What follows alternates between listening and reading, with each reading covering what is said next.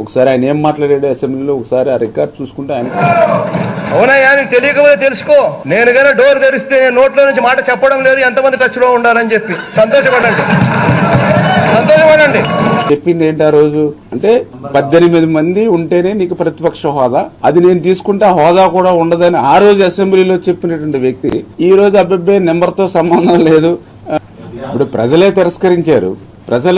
తిరస్కరించారు జగన్మోహన్ రెడ్డిని. అంటే కనీసం అధికార పక్షమే కాదు ప్రతిపక్షంలో ఉండడానికి కూడా అర్హుడు కాదు. ఇటువంటి వ్యక్తి అసలు ప్రజాస్వామ్యంలో ఉండడానికి అర్హుడు కాదని ప్రజలు ఇచ్చారు తీర్పు. అది అంటే ప్రజల తీర్పుని ఆయన గ్రహించుకుని ఎక్కడ తప్పులు చేశాము, ఏం పొరపాట్లు చేశాము అని దాని మీద రివ్యూలు చేసుకుంటే ఆయనకి ఏదైనా భవిష్యత్తులో ఆలోచన ఉంటుంది తప్ప ఇంకా అతన్ని ఇంకా ఆ మాయలోనే ఆ భ్రమలోనే ఉండి అంటే ఇంకా రేపొద్దు భవిష్యత్తులో ఆ 11 కూడా ఆయనకి మిగిలి